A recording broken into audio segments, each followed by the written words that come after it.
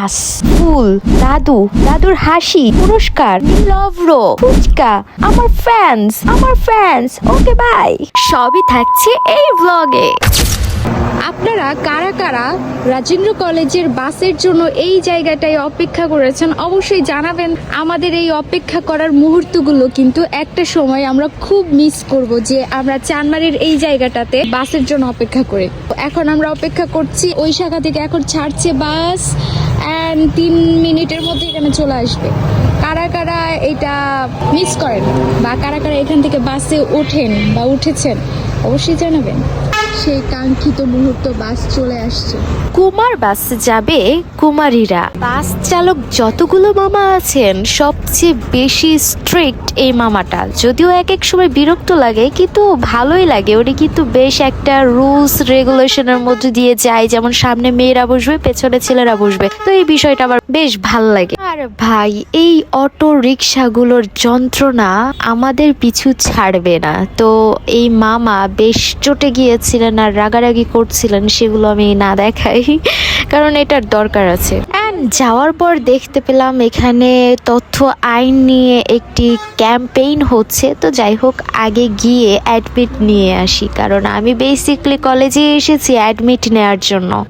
যেতে যেতে ভাবছিলাম প্রত্যেকবারের মতো এইবারেও আমাদের ডিসেম্বর একদম মাটি, কারণ এই শীতে বেসিক্যালি সকলেই মাঠে যখন আড্ডা দেয়, এই বিষয়গুলো আমি খুব মিস করছিলাম। 2021 সাল থেকে সকল শীত আমাদের নষ্ট হয়েছে। অ্যাডমিট নেওয়া শেষ করে আমি ভাবছিলাম কিছু খাওয়া যাক। এই তো সেই দাদুর সাথে দেখা, যিনি আমাদের বাংলা বিভাগের বাংলা চত্বরের সামনে দাঁড়ান। এই জায়গাটায় আসলে আপনারা ওনাকে দেখতে পাবেন। বয়সের ভারে নুইয়ে পড়েছেন, তবুও সংসারের হাল ছাড়া যাবে না। সংসারের হাল বহন করতেই বয়স যেন বাধা মানছে না। উনি ঠিকমতো দাঁড়াতেও পারছিলেন না। ওনার এখানে আপনারা ওজন মাপতেও পারবেন।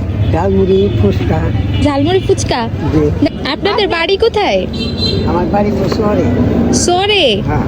ওইখান থেকে আসেন প্রত্যেকদিন? না, ওখান থেকে এখানে আবার বাসা ভাড়া নিচ্ছে। তাই না? ওখান থেকে আসা তো সম্ভব না। বাসা ভাড়া কই থাকেন? বাসা ভাড়া থাকি ওই যে নদী বাংলা দিল। আমার বাড়ি উঁচু পর্দা ভেঙে গেছে। আপনি কি এই জায়গায় দাঁড়ান? এই জায়গা তো সুন্দর জায়গা হয়ে গেছে, বসার জায়গায় আছে। আরে এখানে তো দাঁড়ানোর জন্য তো অনেকে আমার হাতে ঝগড়া করে। কে করে? ওই যে মহিলাটা। দাঁড়াবেন আমাদের বিভাগের সামনে।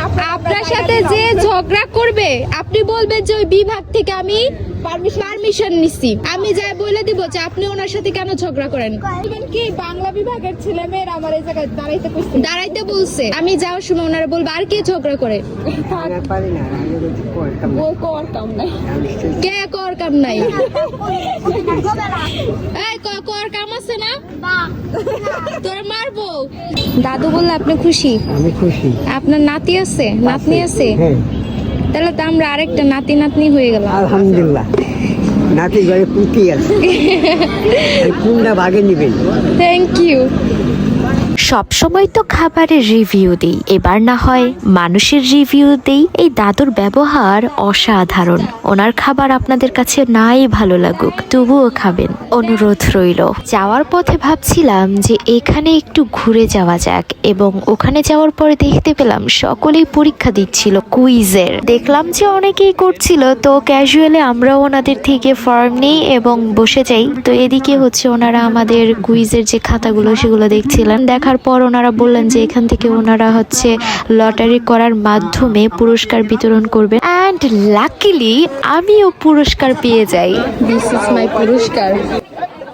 থ্যাঙ্কস।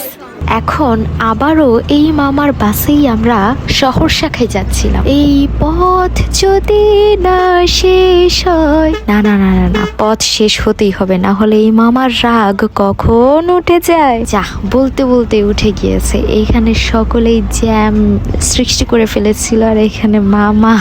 যাই হোক, আমি আর কিছু বলতে চাই না। এই মামা কিন্তু ঠিকির জন্যই বলে। এই যে ওনারা কি করেছে, আমাদের কলেজ বাস আসতেই দিচ্ছিল না। এই পাশে বাই, বাইক, এই পাশে ওই হ্যান ত্যান দিয়ে একদম দেখতেছে যে আমরা আসতেছি, তাও ওরা এদিক দিয়ে যাবেই আর এভাবে জ্যামের সৃষ্টি করবে। এখানে দোষ কি মামার বা আমাদের? নো, দোষ হচ্ছে আপনাদের। বহুদিন পর কলেজে গিয়েছি আর ফুচকা খাবো না? এত সুন্দর নীল আকাশ, এত সুন্দর পরিবেশ, ফুচকা তো হতেই হবে। আমাদের সাথে পরিচিত হয়ে তোমার কেমন লাগলো?